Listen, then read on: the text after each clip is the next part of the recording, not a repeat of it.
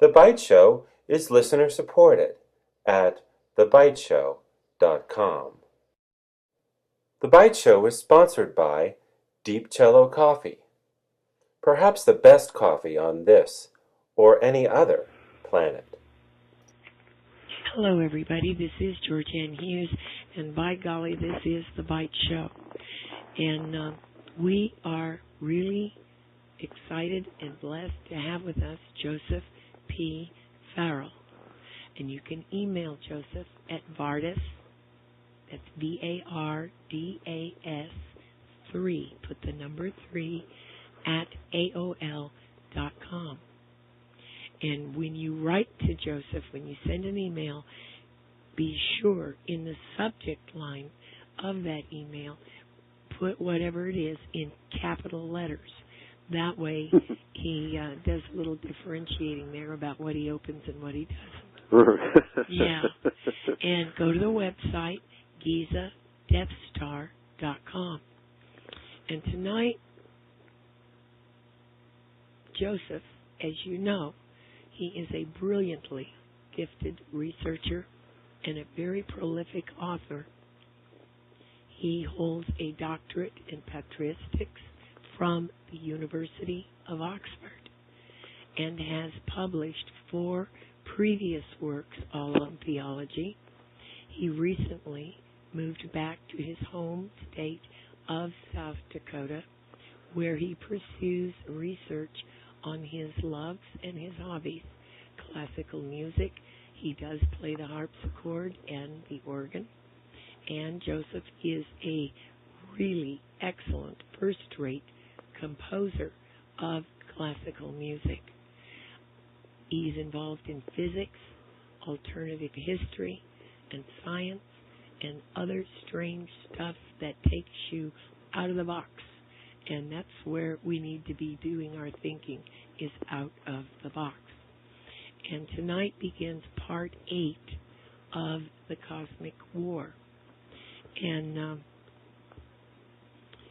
by golly, part 8. We left people with a terrible cliffhanger, Joseph. I don't remember what it was. Oh, yes, you do. We were talking about bombs going off. Oh, that's right. Yeah. And what happens to the human being, to the soul, when there is such a violent distortion that's caused in the dimensions by these huge, very violent explosions. And I know that some of this is speculating, but there have been people in the past that have said that there is some effect on those who die when these things, when they're in these blast zones. And looking at it from a standpoint of physics, what do you think? Well, that is really a highly speculative question, and it's going to require a lot of speculation on my part to answer it, and a lot of setting up. Yeah.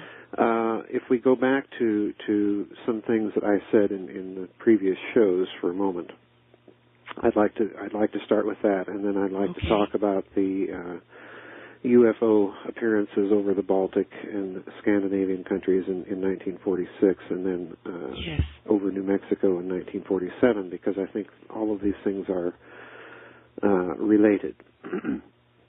So let's start with the nuclear blast itself.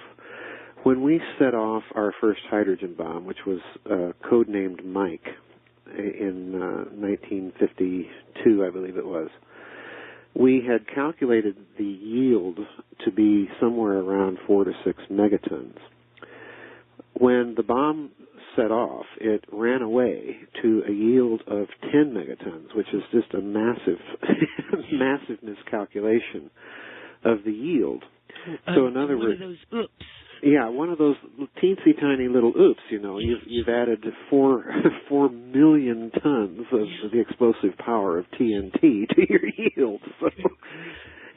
So, this sent them back to their thinking as to where this excess energy had come from. Now, I've never seen any published literature that is in the scientific peer-reviewed stuff that, to my mind, adequately accounts for that extra yield.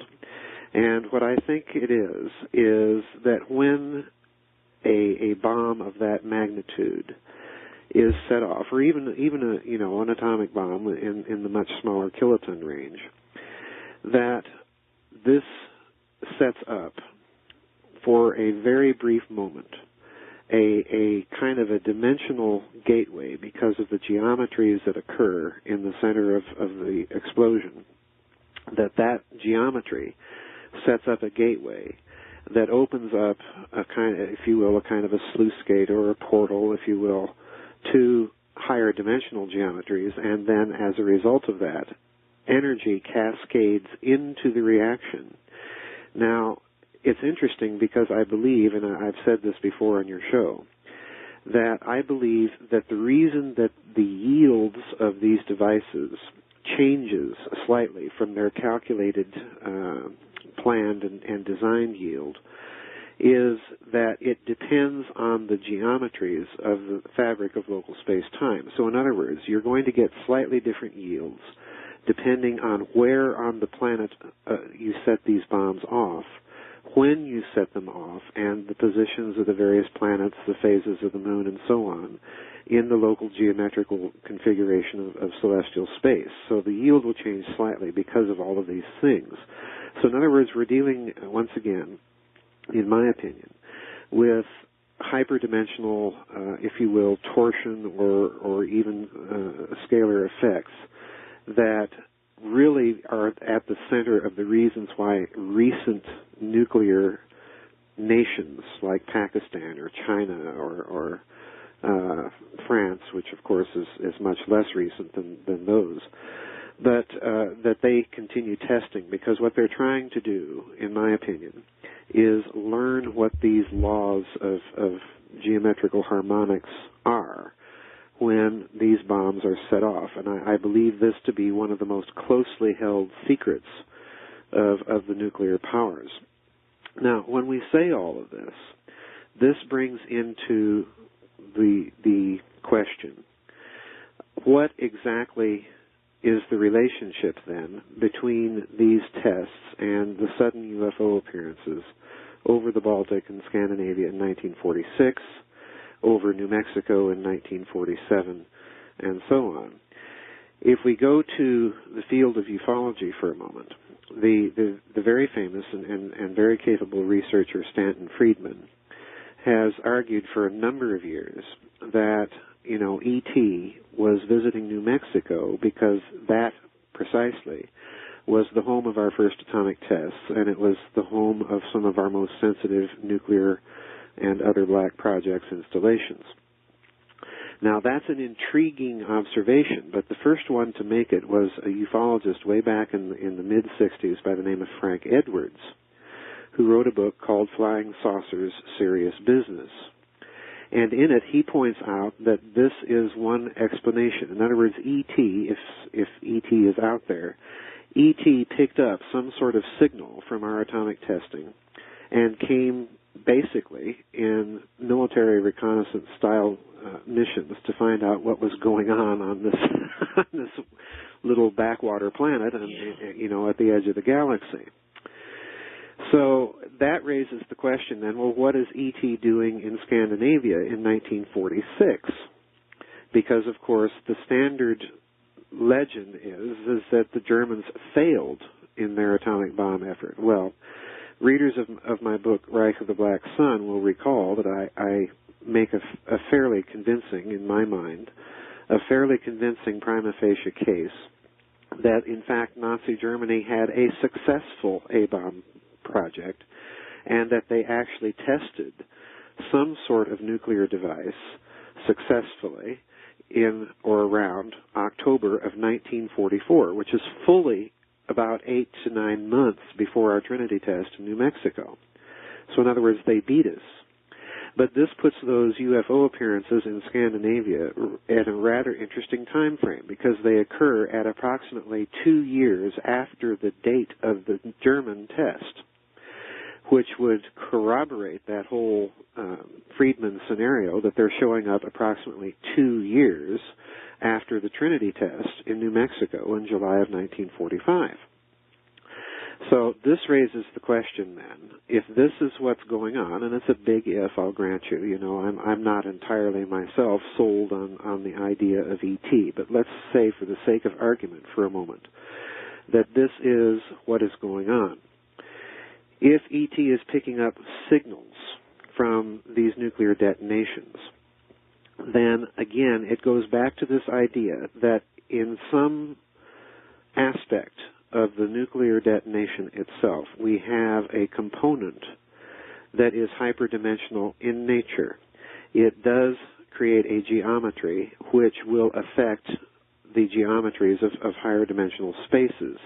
And as a result of that, the signal, the longitudinal wave, which we're going way back now in our series of presentations, the longitudinal stress wave in space-time itself will travel very quickly, in other words, faster than the speed of light, to wherever.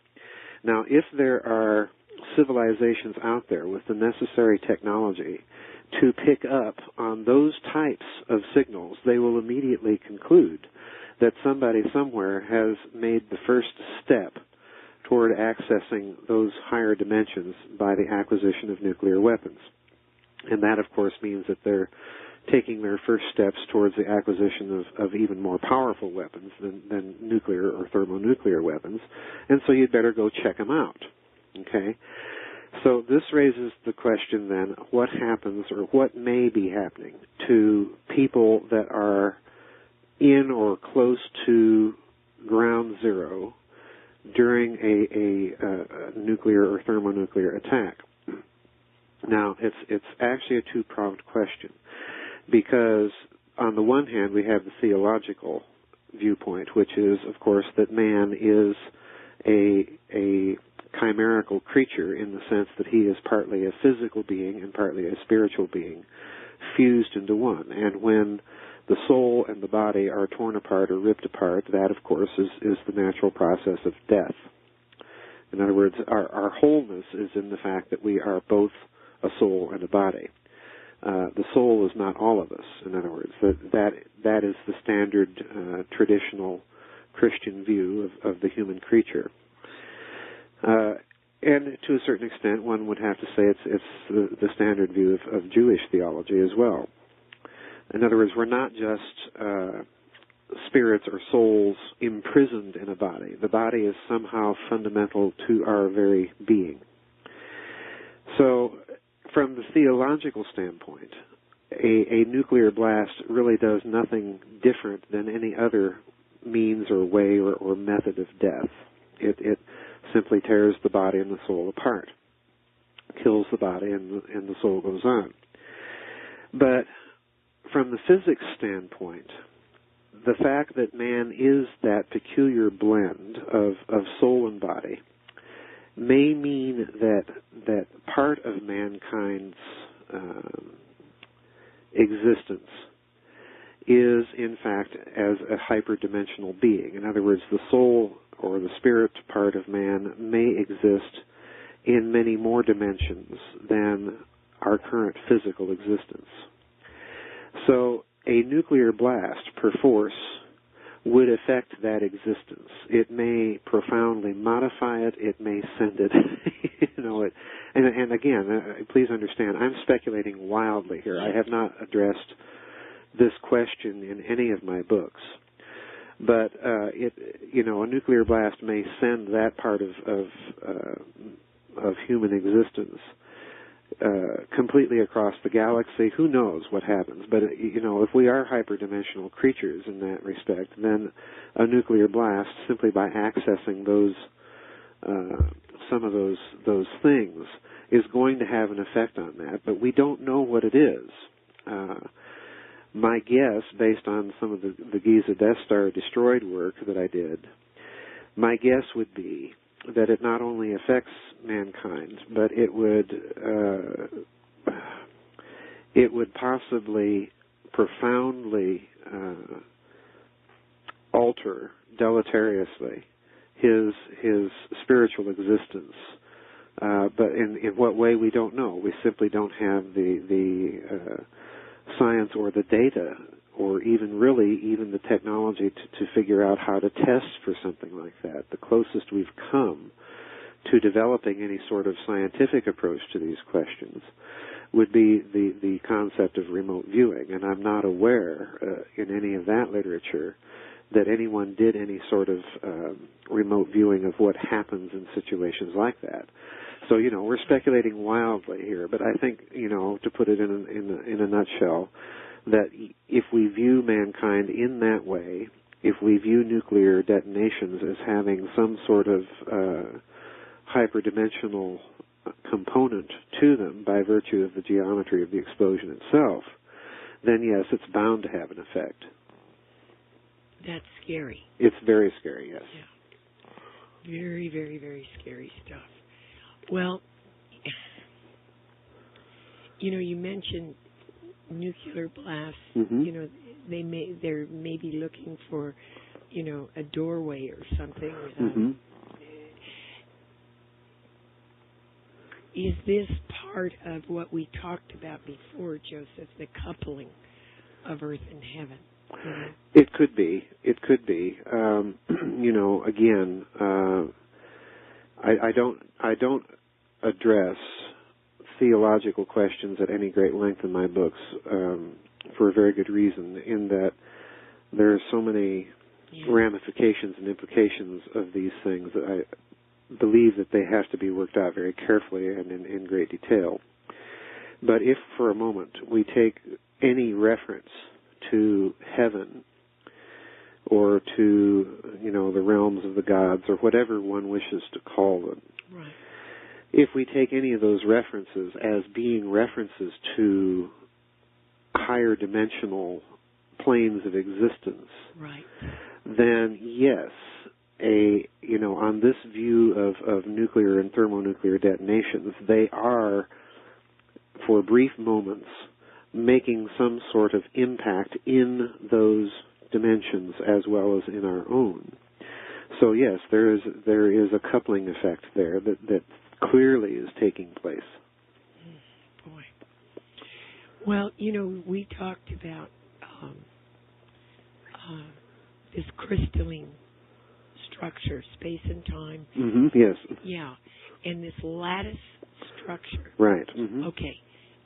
Is because crystal can be programmed, this lattice structure, mm-hmm. is it programmed?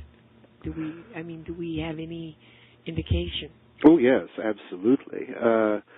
One of the most interesting features of the work of the Ukrainian physicist that I've mentioned earlier, Dr. Volodymyr Krasnoholovets, and his mathematical associate, Michel Bunias, one of the most interesting features of their work is precisely, not only do you get this idea of a lattice structure to space itself. In other words, we're not dealing with just a mere void. It actually has a structure. It has information content to it.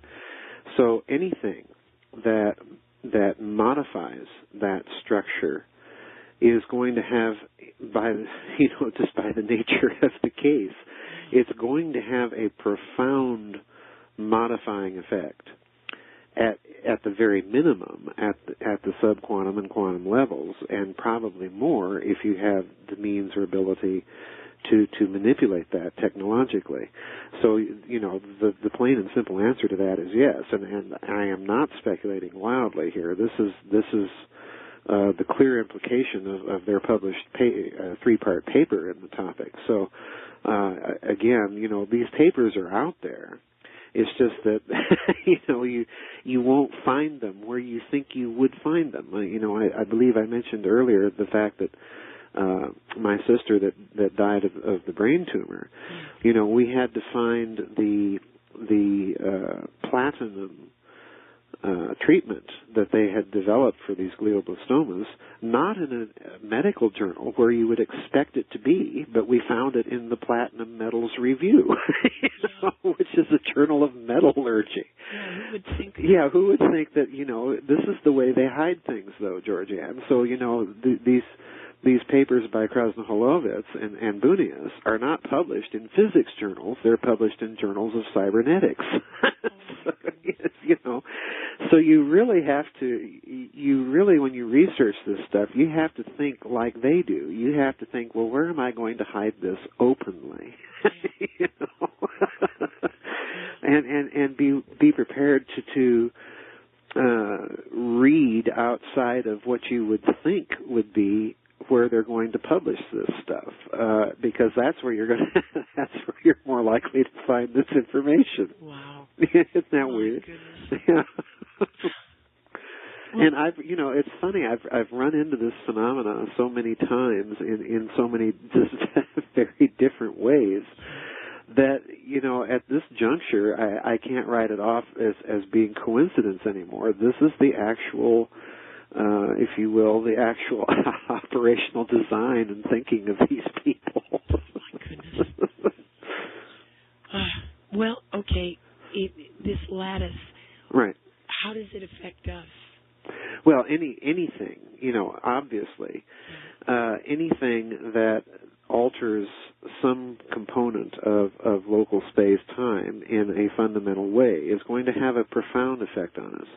And this, of course, brings up the whole problem of astrology, because, astrology is a very, very old, quote-unquote, science. Yeah.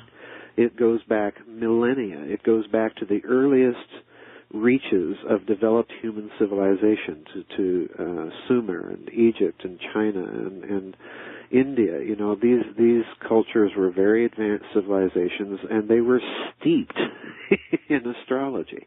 Well, and Joseph, that's God's book in the sky. Yeah, and if you press it, if you know the right scholarly books to read, there have been whole studies on the astrological references in the Book of Revelations and in other books of the Bible, or the Pseudepigrapha and so on and so forth. They're just full of this stuff, but you have to know what you're looking at and looking for. But to go back to the whole general subject for a moment, astrology, as I point out in the Cosmic War, appears to be, again, yet another declined legacy of what used to be a very, very sophisticated civilization and a very sophisticated physics.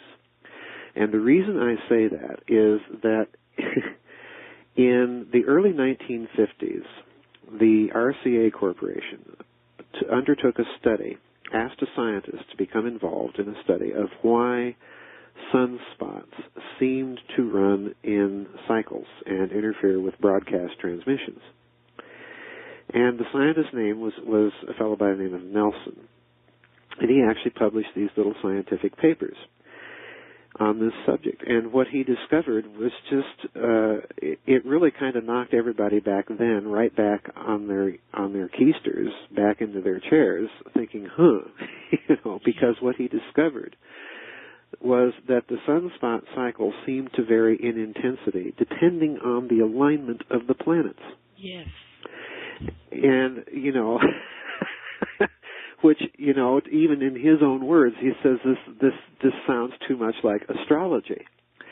So in other words, we've just now, again, this is another one of those peculiarities, we've just in the last 50 to 60 years come to the point where if you know where to look in the physics papers, we're coming to the point again that some of this ancient stuff appears, at least in its basic outlines and premises, to be vindicated once again.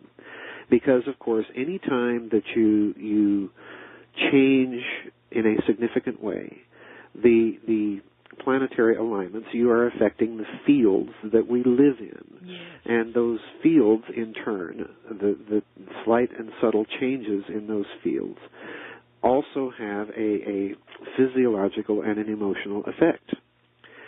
Now, this brings me to the subject of the book I'm writing now, because I've discovered that there is a whole vast body of this type of research discussing the ability of living cells quite literally to superconduct. In other words, to take very small, minute amounts of electrical current and quite literally use that in a way that people never would have thought possible until a few years ago. And this opened up a whole area of research very quietly that's been going on in physics and in biophysics, where the study has been made of the effects of minute alterations of electromagnetic fields on metabolism, on the process of disease induction, or for that matter, disease prevention, or reversal, or emotional manipulation, and so on. So again, this is to say that there may be, and it's looking increasingly likely that there was, at one time, a very formally explicit, highly developed science way, way back when that later devolved into what we now know as astrology. Yes. So, again, I look at all this stuff and I'm just kind of perplexed, because if all of that is true, the more details and data like this that we add to this picture of this very ancient civilization, the more sophisticated it looks, and it's beginning to look like that civilization absolutely dwarfed ours in terms of its scientific achievements and treasury of knowledge. Well, okay, we've got the zodiac up there. Right. Mm-hmm. And an astrologer would say, well, if you are born in Aries, right, and then you have a certain sign rising on your cusp, right, it will give you certain traits. Right. Okay? Mm-hmm. Now, is this part of this crystalline lattice work, the zodiac? Oh, boy. I'm sorry. No. This is an excellent question.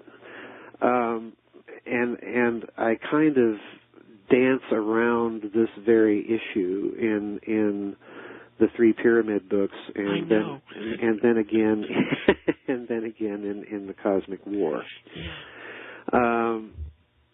The short answer to this is yes. But the explanation for it is, and again, I stress that this is a speculative explanation here that I'm offering based on the information I present in those books. But the explanation is, if you'll recall back 4 or 5 sessions ago in this series, I believe we were talking about these impressed dynamics or templates of action. Okay? Yes. And I talked about them in reference to the Sumerian tablets of destinies, because it appears that the theft of those things, which led to all of these cosmic wars, had some connection not only to structures of space, to the celestial geometries, but it had some connection also to emotional states of people, their possessors, and how they use them, and then how they use them on other people. Now, if we look at this whole area of physics once again, the idea of a template arises out of the way that you configure electromagnetic interference patterns or gratings on a target area. And Soviet research in particular discovered that you could induce basic or generalized emotional states depending on the energy, the frequency, and the type of interference patterns that you would set up in certain target regions. You could actually manipulate emotions, you could induce diseases, you could reverse diseases depending on this interference pattern. Well, what's an interference pattern? If you look at the interference pattern, say, of 2 rocks thrown into the surface of a very calm pond, you're going to get that little interference pattern of waves. Well, that interference pattern, looked at another way, is nothing but a lattice structure. It has certain nodes, it has certain crests and troughs and so on and so forth, just exactly like a crystal. If you were to freeze those interference patterns for that moment in time, you would have a crystalline-like structure. So again, the answer is yes, because all of these things are related. They all stem from this very same basic physics outlook and view. So the templates, you could you refer to those as the houses? Yes, this is the basic idea. The houses are, if you want to look at the zodiac in this way, the houses are certain basic geometrical configurations. That's all they are. Yes. So, in other words, I'm suggesting that maybe once upon a time there existed an actual scientific, formally explicit explanation as to why these particular configurations impressed that template in such a way that people born in that grid, and that's what we're talking about again, in that lattice structure, behave characteristically in certain ways. So in other words, again, there was a very profound physics, there was a very profound biophysics, there was a very profound psychology, and they had it all more or less formally, explicitly worked out. Modern astrology would be the considerably, and I stress this here, would be the considerably declined quasi or pseudo-scientific legacy of something that actually once existed and had a great deal of precision. Yes. Yes. Wow. Yeah. That's a wow. Yeah. No, but I agree with you that at some point in time in the past they understood all this and they had that technology. Well, it's interesting that you say this at some point in the past, because in the Cosmic War, I point out that the Egyptologist Wallace Budge wrote a fascinating book. It's called Amulets and Superstitions. And it's basically nothing but a manual and a collection of photographs of all of these ancient Egyptian and Sumerian and Hurrian and, all of these ancient societies, of their amulets and talismans and superstitions that they ascribe to them. But he makes an interesting observation. He notes that in Babylon, the claim of the astrologers and priests was that their observations were based on things that stretched back hundreds of thousands of years.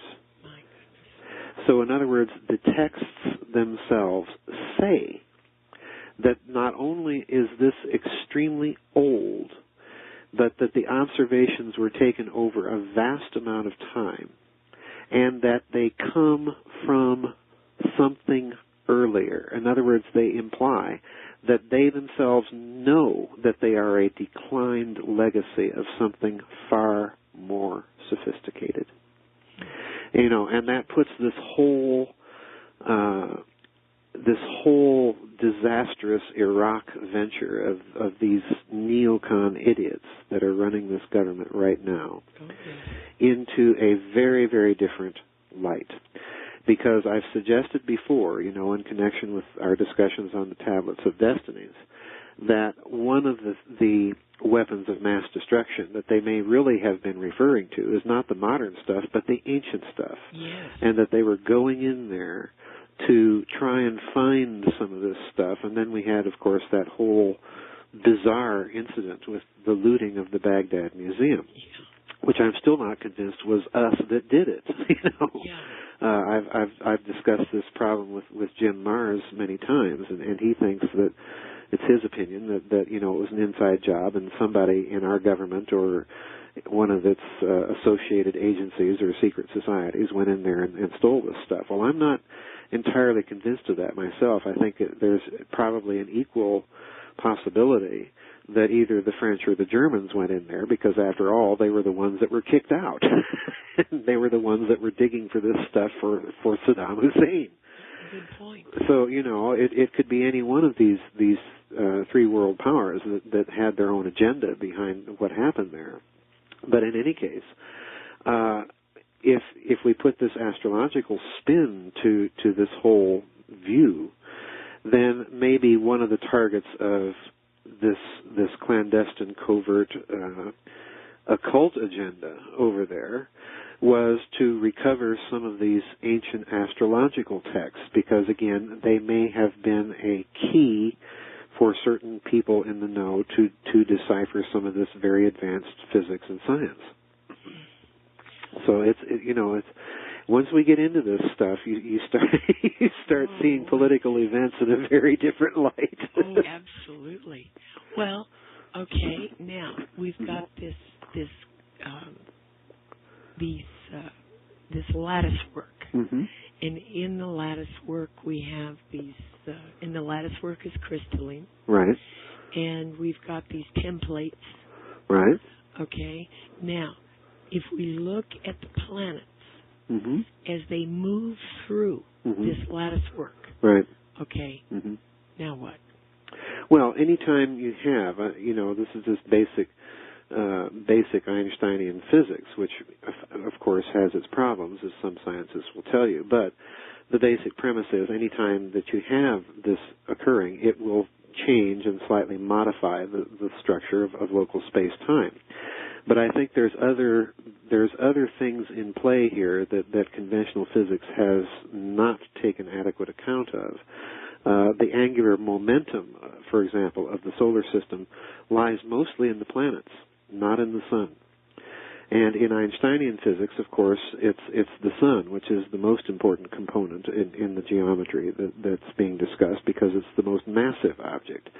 But in this kind of torsion-based, hyperdimensional approach to physics, it's not mass that is one of the primary determining factors, it's angular momentum.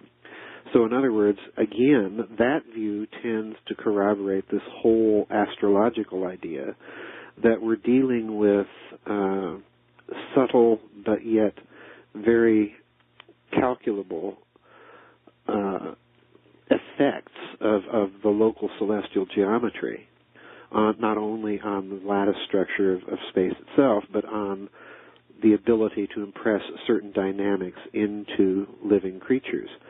So again, this is all very new stuff. Let's be honest here. This type of scientific thinking really didn't begin until after the relativity revolution. It began precisely in Nazi Germany. It was continued very assiduously in the Soviet Union during its period of existence, and particularly after World War II, when the Soviets, of course, uncovered some of this Nazi research. They decided, well, we're going to, we'd better investigate this more fully. But it's again testimony to the fact that somebody somewhere in modern times, and precisely in connection with various world powers. In other words, this was an organized, financed, well-designed, covert effort to recover this stuff, and certainly this is the case in the case of Nazi Germany. I mean, the whole Nazi ideology is suffused with this idea that this ancient civilization existed. I mean, my word, we had Heinrich Himmler, of all people. This is hardly Mr. Science. This man basically is a scientific blockhead. But nonetheless, we have someone in his position financing and personally sponsoring an SS expedition to Tibet. And what do? Well, they go there in late 38 and early 39, just as the war clouds are beginning to gather. And what do once they're there? Well, they manage somehow, in spite of the presence of the British Raj down in India, they manage to get into the Potala at Lhasa Apso, and they manage additionally to talk the Tibetan regent, a fellow by the name of Rinpoche, to let them have an entire copy of the Kang Shur, which is centuries, if not millennia old, most of which has never been translated into any Western language. They get this thing out of Tibet and back to Nazi Germany. Oh boy, yeah. And this is one of the This is one of those great mysteries of World War II, because nobody that I've talked to Peter Levenda, who's more or less the expert on this whole expedition and this whole Nazi involvement with the occult. Nobody knows what happened to that thing, GeorgAnn. It goes completely missing at the end of the war. We don't know if it's destroyed. We don't know if it was spirited away and hidden in one of those SS underground installations. Nobody knows. But there's one very interesting thing that indicates that the Nazis, in particular, were trying to reconstruct this ancient science. And that is, when the Russians entered Berlin in 1945, in the Reichskanzlei itself, the headquarters of the Hitler regime, that big, massive, elegant building that Albert Speer built before the war that housed the Führer bunker underneath it.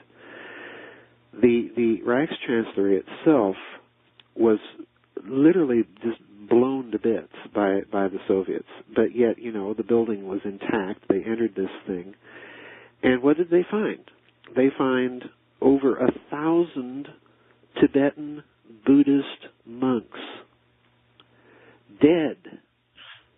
Some of them who had committed ritual suicide, and more interestingly, many of these monks were in SS uniforms. Oh my goodness. Now, here's the problem. Number one, how did they get there? Because that 1938-1939 expedition, GeorgAnn, didn't bring out any monks. It only brought out the 8 or 9 Germans that went in there, some of their Nepalese and Tibetan guides, and several, mules and yaks that were carrying this copy of the Kang Shur. Yeah. But that's it. So in other words, at some point during the war, the Germans had launched another expedition to Tibet and literally brought out by the plane load, 2 or 3 airplane loads of Tibetan monks. Now, I've talked about this with Peter Levenda, like I say, and we kind of came to the conclusion that, well, this expedition probably had to have been mounted sometime during 1942, during the big German offensive in Russia in that year, as they were pressing down, deeply down into the Caucasus Mountains. It's a little known fact of military history that the Germans actually launched a long-range combat reconnaissance with an SS Panzer Grenadier Regiment all the way down to Astrakhan on the Caspian Sea. That's deep inside of the Soviet Union. And what did they do? As they were doing this along the way, they're tearing up Russian rail lines, they're cutting phone lines, telegraph lines. In other words, they're just literally putting the whole region of that part of the Soviet Union into a communications blackout. Well, this would be the expedition to me that would make sense for having a contingent of SS commandos who then cut themselves loose from that mother unit and press on down through Kazakhstan and the desert and so on into Tibet. And what do they do once they're there? Well, they probably build an airfield for some of those long-range German ultra-heavy lift aircraft, and then the Germans fly 2 or 3 missions all the way from Europe into Tibet and bring out these monks. Why are they bringing the monks out? There's only one real good reason, and that is they're bringing them out to translate that copy of the Kang Shur into German. So in other words, again, we have another little indicator that massive effort was made on the part of at least one of the world's scientifically sophisticated great powers during the height of the world's most destructive war, to boot, to uncover this stuff and translate it and analyze it. And again, I stress the all-important fact that this copy of the Kang Shur went completely missing at the end of World War II, just like the Bell, just like General Hans Kammler, and just like all of the Bell's project documentation. So my suspicion is is that may have been one of those things that the SS managed to smuggle out of Nazi Germany at the end of the war, and they kept it secret to this day, probably somewhere in Latin America. My goodness. Can we say Colonia Dignidad? Uh-huh. Yeah, horrible things went on there with children. Well, I mention that because you see what we're doing is we're connecting the dots in a different way. Yes. Because, that whole business of the overthrow of Salvador Allende and the installation of Pinochet back in the 1970s at the instigation of the CIA, of IT&T, well, that was accomplished with the help of Colonia Dignidad. Yeah. So, in other words, we have all of these little connections going on, and it is, again, my suspicion that this overthrow, this coup of the Allende government, was done not so much because the United States didn't want to have a Marxist running Chile, so what? It was really done because IT&T, which had tremendously deep connections with the Nazi regime all throughout World War II, it was done because the Nazis themselves were afraid that this would somehow expose or jeopardize whatever independent lines of research they still had going on in Latin America. So I don't think that whole thing was even really ultimately or primarily an American effort. It was primarily a Nazi effort, and they just got us to do their dirty work for them. Yeah. So, what else is new? What else is new? But, I'm stressing all this just to kind of illustrate for people how very peculiarly the dots connect if you're willing to speculate a bit and kind of read between the lines of what's happening with some of these very strange incidents and details about the war. And again, I'm convinced that someone in the SS Ahnenerbedienst had concluded that there was a real science somehow that used to lay behind astrology, and that they had to go looking in the most ancient places that they knew there to be records existing in. And of course, where were they? Well, part of them were in Iraq, so we have the explanation for that very heavy Nazi spy network, and so heavy, in fact, that they were successful in having that Iraqi coup take place in the beginning of 1941, which the British had to put down 2 years later. The Nazis had a deep and very pervasive spy network inside of Iraq. So we have that going on, and then we have this very heavy Nazi interest in Tibet, which, of course, again, is one of those places where you're going to find some very, very ancient records that are kept down there in the bowels of the Potala. So, this is, to me, the big indicator that at least with the Third Reich, we're dealing with a nation state that is very serious and very determined to put this stuff back together. Well, okay, Noah Kramer, in some of his books on the Sumerian civilization, refers many times to these tablets of destiny. Yes. And that, Inanna or whatever stole them and took them away, and then she was chased all over. It's quite a story. And if these tablets of destiny, the word destiny has something to do with how to program this, what would we say, the lattice work? Well, this is the whole, I'm glad you mentioned this, because this is the whole thrust of an entire chapter of my book, The Cosmic War. Yeah. In fact, the chapter is dedicated to answering the question, what are these things? Because you cannot read Sumerian mythology without bumping into them, and without bumping into them at almost every turn. And the story is, it begins to read like one of those bad 1960s soap operas, because every time you bump into them, someone's trying to steal them from someone else. Yes. Every time they do manage to get them stolen from someone else, they have a major war in order either to recover them or to stop whoever steals them from using them to their full force and potential.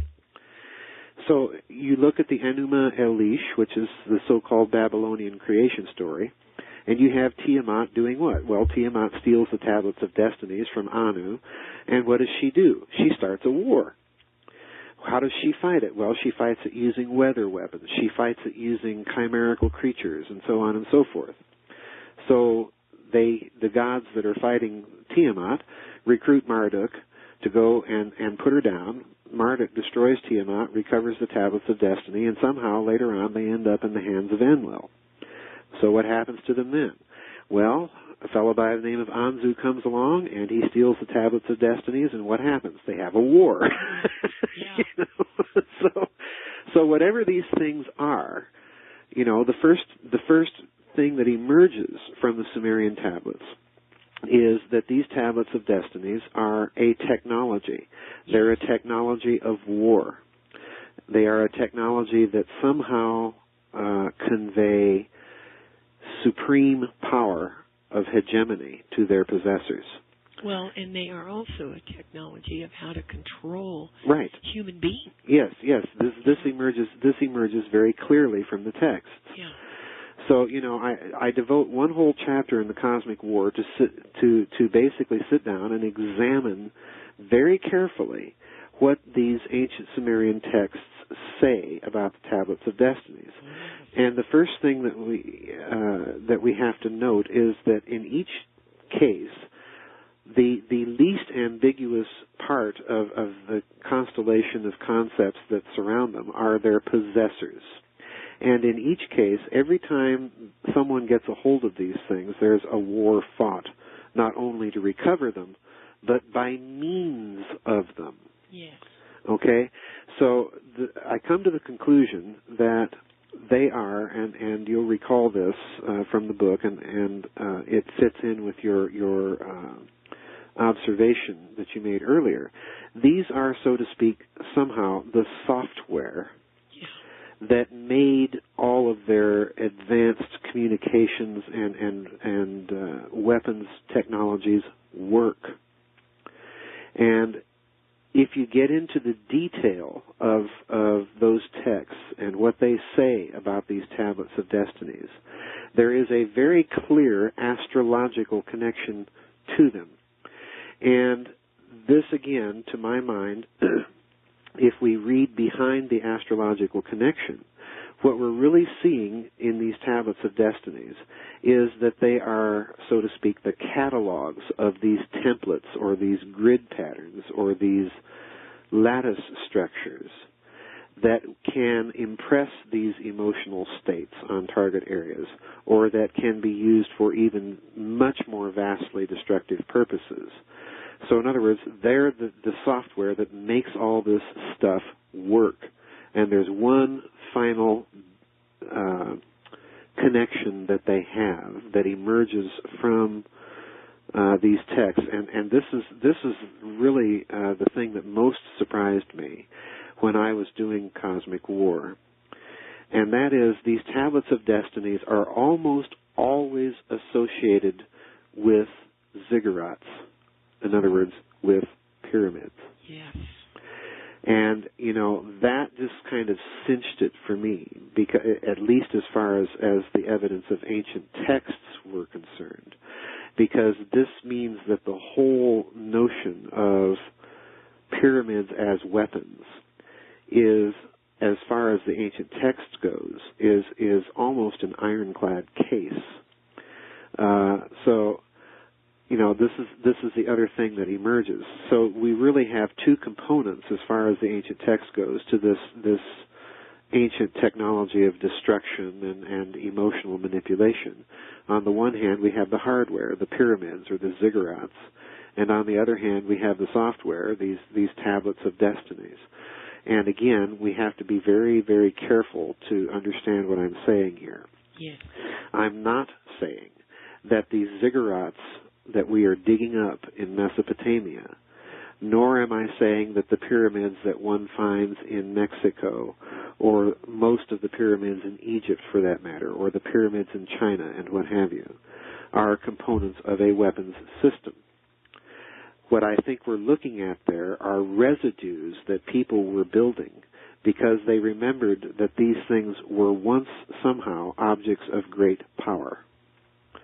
But I do think there is one structure on this planet that does look as if it does fill all the bill for one of these weapons, and that's precisely the Great Pyramid. So, and we know from the structure itself, we know that there are components that used to be inside it that are now missing. Mm-hmm. Wow. Yeah. So, put two and two together. The Tablets of Destinies, which made whatever this Dragon's Tooth or House of Great Affliction or the Great Mountain or whatever the reference to this ancient weapon is in the ancient texts, with the Tablets of Destinies, we're looking at what made it work. So it may be that those were the very things that were removed from the Great Pyramid. So, you have to connect the dots very carefully, not only in terms of the general scenario. You have to connect the dots very carefully between my books because they're very deliberately set up to be very intricately connected with each other. That's right. That's right. And speaking of your books, I want to take a moment here. Sure. You have a very important announcement. Oh, yeah. I've reached the stage, GeorgAnn, and your listeners, that the press of interviews and writing is getting to the point that I'm having to do it almost full time, and I'm getting to the point, that every author, I guess, that has ever entered this field goes through. That at a certain point they get to the point where they have to do full time, but doing it full time doesn't sustain them. So I'm going to start accepting donations. I've just put this up on my website.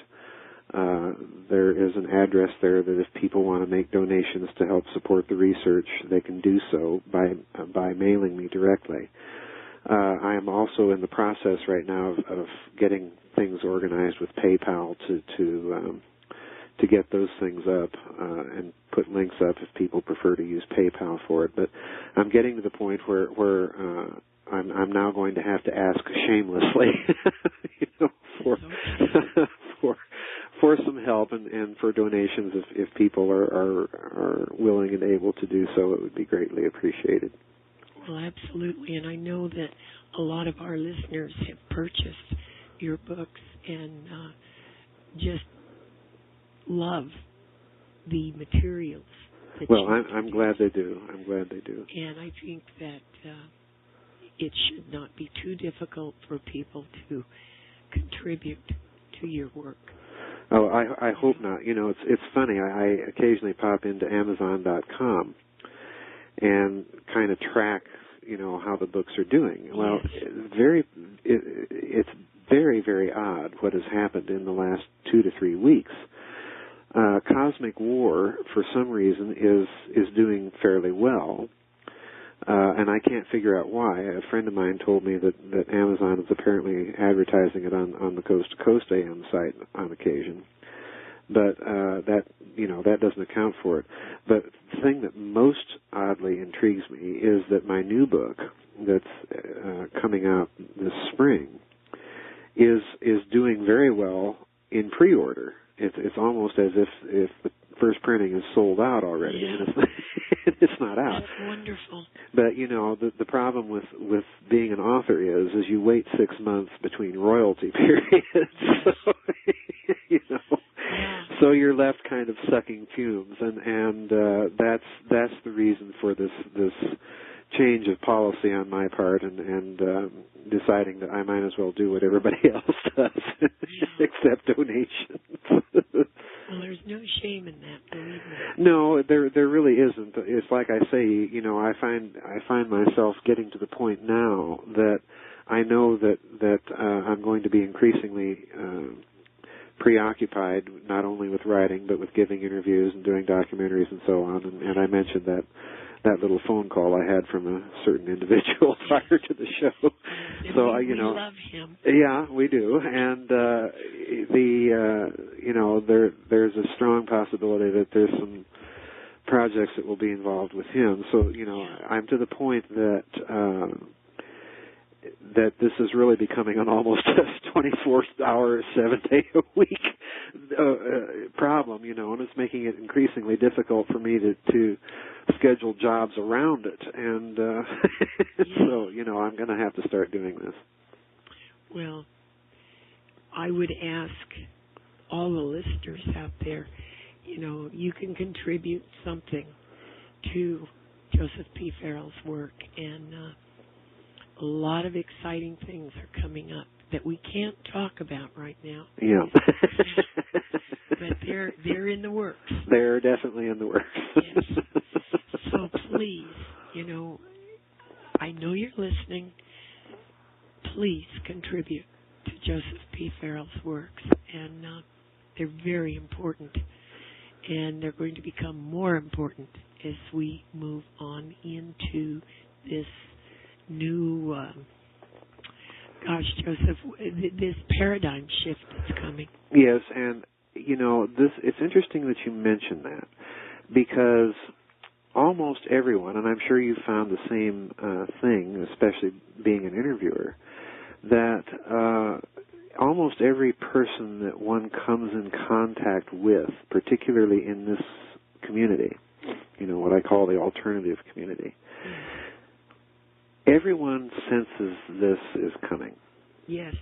And it's to me, it's very interesting that Richard Hoagland, when he gave his national press conference briefing about his new book in Washington, D.C., it's very interesting to me that the American media hardly paid any attention, but guess whose media did? Who? Russia. Oh, yes. Yeah, you and I've talked about it. Yes. Phenomenal. And if there's a country undergoing a paradigm shift right now in a major way, it's Russia. Yes. And they're very open to this whole line of thinking.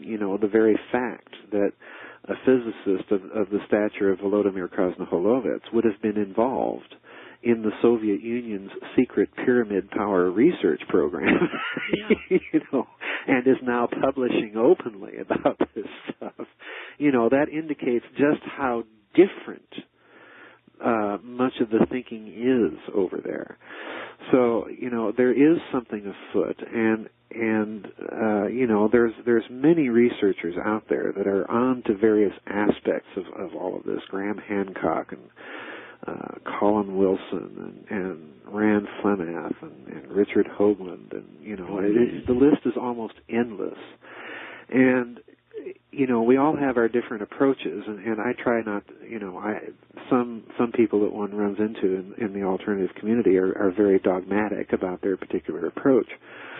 But, I try not to be, because I realize that, particularly in the case of speculations about cosmic wars or great pyramids as weapons of mass destruction and so on and so forth, that we are dealing with something highly speculative.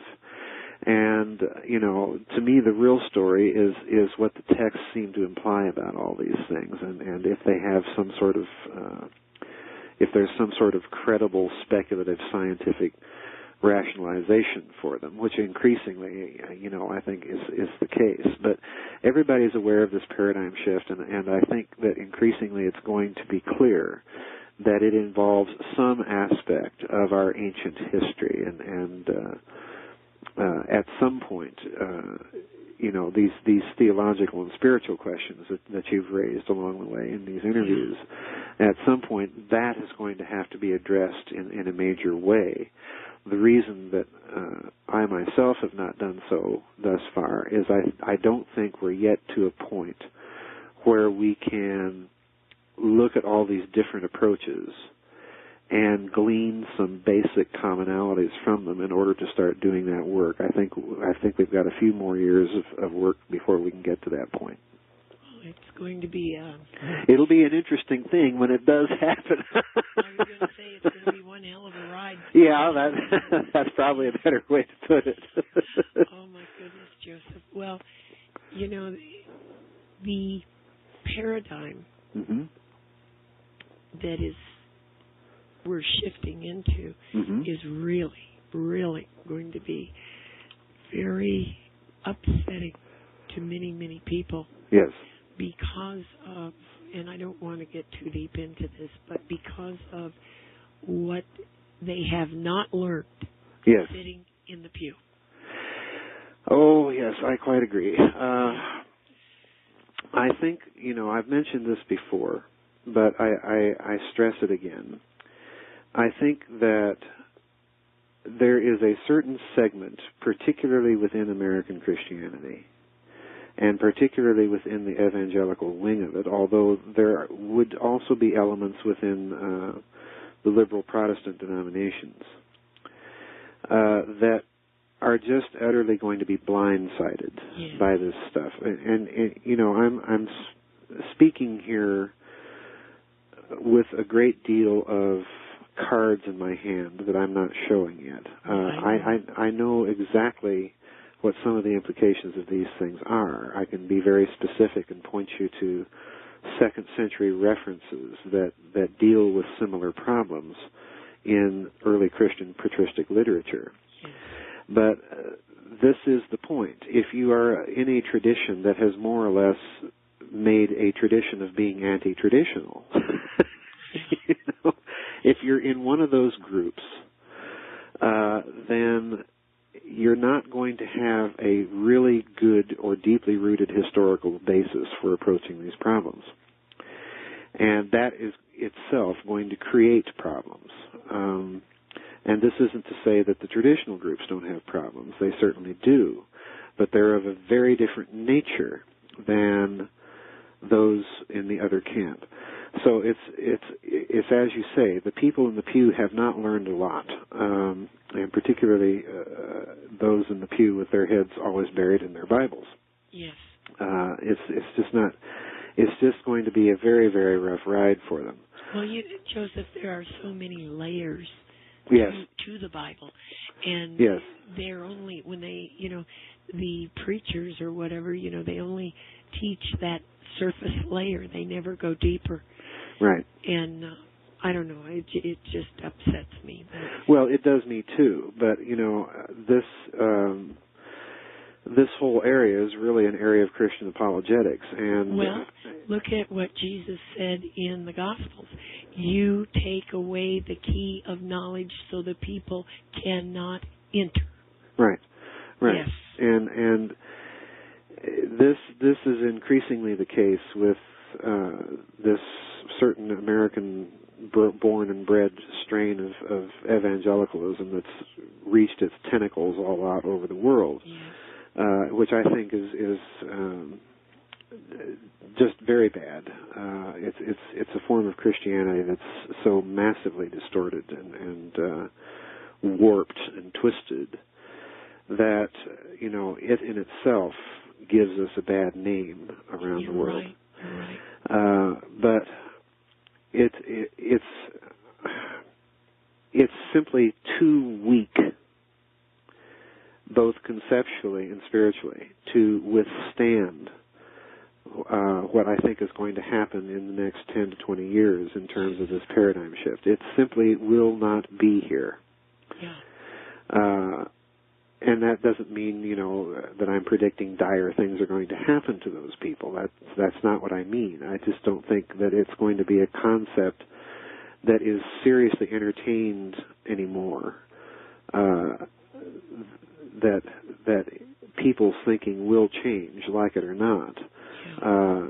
The force of evidence and events and other things is just going to get too overwhelming for them not to. Let me say just one final word about this paradigm shift in this respect. Okay. This is a paradigm shift that transcends the current opposition, for example, between evolution and creationism, or if you prefer, intelligent design, because it is so wholly outside of that dialectical opposition that both parties, the secular evolutionist and the evangelical literalist, both parties are going to get blindsided by this stuff. because it's going to be coming out of left field, and it's going to catch both of those fundamentalisms flat-footed. Well, wow. Yeah. I agree with you. I see it coming. And Yeah. I understand. Well, I wanted to ask you more too about this lattice work. If they have these tablets, can they reprogram this lattice work? Well, the lattice structure itself, let's go back to what it is. It is a current theory of the nature of the information content of space. Okay? So in a certain sense, that structure is always changing because the geometries of objects in it are changing. But it does have certain basic properties that remain more or less constant. So the short answer is that it appears from at least my examination of these ancient texts that whatever this technology was, it did give them the ability to tap directly into and to modify that information content or that lattice structure itself. And, it's because of this that we have the declined legacies of astrology or the declined legacy of alchemy. Alchemy is a very, very big part of this picture because it is the one declined pseudoscience from that ancient civilization that very clearly states, without any hesitation, that it is after the ability to manipulate that prime matter, as it calls it, or to confect the philosopher's stone, which gives them the ability to transmute one element into another. Well, their whole view of that ancient underlying physical substrate or medium or ether or space-time lattice, whatever you want to call it, their whole approach, their whole understanding of that lattice structure was that it itself was transmutative, and therefore, if you could somehow lock into it, that would give you the ability to transmute base metals into gold and so on and so forth. So alchemy is a very, very big part of this story. Oh, yes. And it's not one that's very well appreciated by many people. But, it again is another one of those indicators that we're dealing with a declined legacy, with a residue of a science that once existed. So the short answer to your question is, based on all of these various approaches, is yes, that's precisely what these tablets are. They're the technology that allowed these ancients to tap into the fabric of space-time and manipulate it basically to accomplish whatever it was they wanted to accomplish. If they wanted to accomplish intragalactic communication, it permitted them to do that. If they wanted to blow up planets, it permitted them to do that. If they wanted to manipulate weather or emotional states, it permitted them to do that. Because, again, we're dealing with a profoundly unified physics. We're dealing with a profoundly unified technology based upon that physics. So it's literally the technology and the power of the gods that these people are after. Wow. Yeah, it's very, very frightening. Yeah, it is, and they themselves are not mentally altogether stable. No, you noticed that. Oh, yes. Well, it's true. They're not. These people are just, it goes back to something that Henry Kissinger said once, and for once I agree with him, that power for these people is the ultimate aphrodisiac. Yes. And, when you get to the point where you command such vast wealth in such concentrated hands, like a Rockefeller family or a Rothschild family or a Turnen-Taxis family in Germany, if you get to this point, then what power is left for you to acquire? So what, the other aspect or component of this, GeorgAnn, is I think that these people are so, how to put it, They're so wealthy, they're so powerful, that they have nothing better to do than fund these crazy projects and go after these crazy things. You know, they're almost exactly in the same position that Heinrich Himmler is inside of the Third Reich. He achieves this pinnacle of power. So what does he do with it? He sets up an entire bureau of the SS to do nothing but go around the world, dig up all of these ancient things, bring it back to Germany, and study it to see what possible military use could be made out of it. Yeah, it's always military. Yeah, it's always. It's just, how can we get power over our fellow human being and blow them up if they don't acquiesce? And really that's kind of my motivation for writing all these books is just to raise people's awareness of these things and of these agendas that they're going on. They are very real, in spite of the fact that they sound like they're out of some Class B Steven Spielberg movie. Nonetheless, they're very real, and they're very serious people doing these things, and many of these people are very, very wicked. Yeah, evil. Evil. Yes, I agree.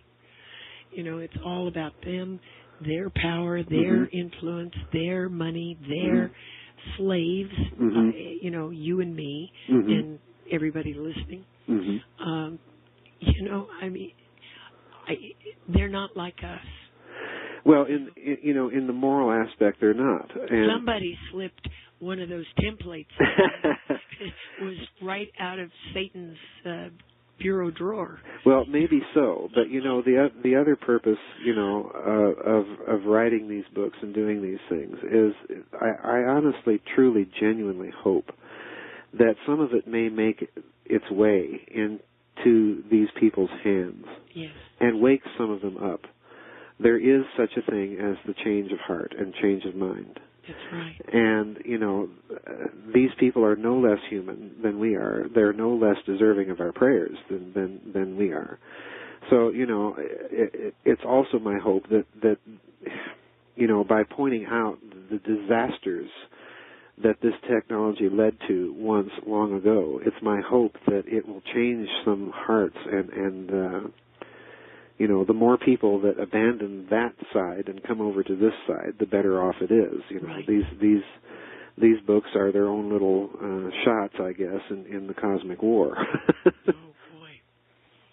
Well, Joseph, this has been once again another journey into some real fascinating material, and everybody.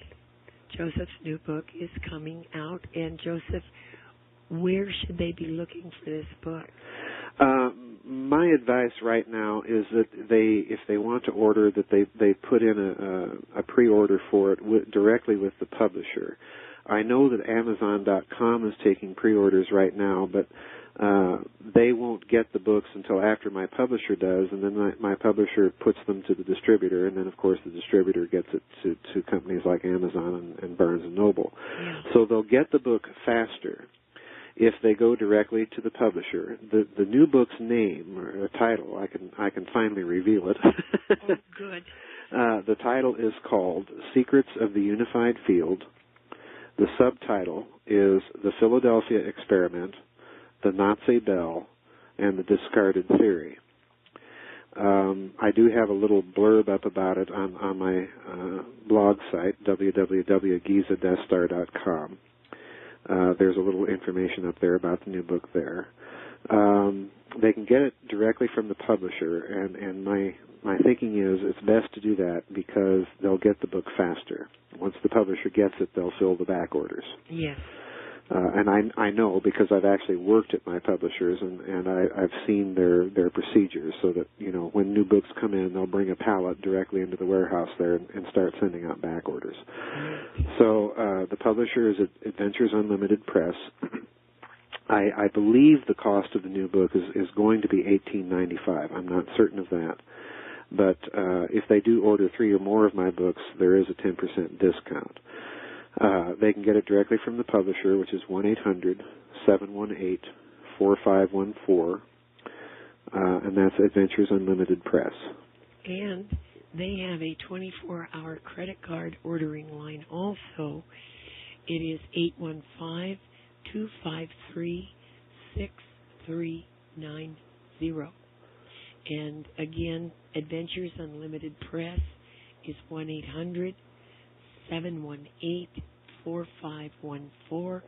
And when you call, be sure to say hi to Jerry. Right.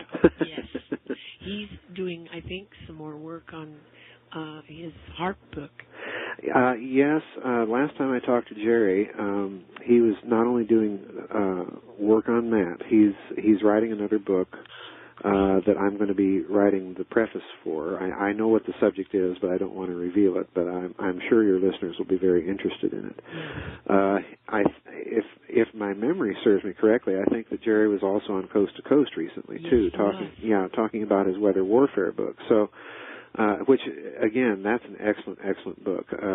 It's very well researched, very well documented, and it dovetails in some amazing ways with some of the things that we've been talking about.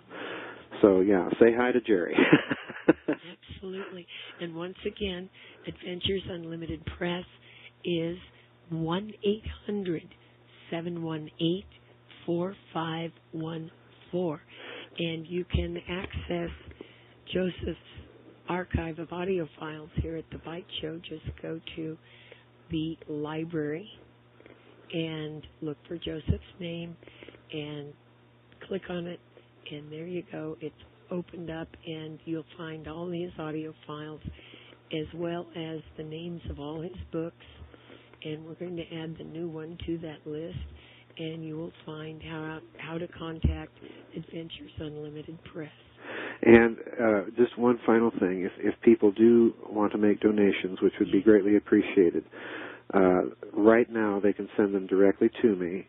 It's Joseph P. Farrell, 720 Jonas, Jon as in Nancy, A-S as in Samuel, Jonas Boulevard, number 24, Spearfish, that's all one word, just like it sounds, Spearfish, South Dakota, 57783. Okay, and Joseph, I will post this address on your page at the Bytes Show, and I certainly join Joseph in asking for donations for him. He is in serious need of them, and we want him to continue this work, so let's show him some courtesy and appreciation. Well, thank you very much, GeorgAnn, and thank you for having me back on. Fun as always. Oh, listen, anytime. We still have a lot more to talk about, because I think things are going to unravel pretty fast. Yeah, I do too. Yeah. Seriously. So don't hang up, Joseph. Sure. This is GeorgAnn Hughes with Joseph P. Farrell signing off tonight. God bless every one of you listening. And once again, I ask, please make some donations out there to Joseph P. Farrell. He really needs and deserves some of our help. He's got a lot of work to do, and we can be part of that. That's for sure. Yeah, we can be part of that, Joseph, by helping you. Absolutely. Yeah. Okay, everybody. God bless you. And get Joseph's books. Get on the list for his new book. That is Secrets of the Unified Field. And you're going to want it. Oh, yeah. Yes, absolutely. So, God bless you all, and good night.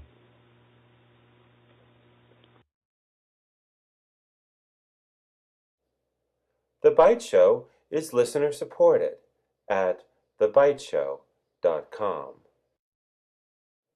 The Bytes Show is sponsored by Deep Cello Coffee. Perhaps the best coffee on this or any other planet.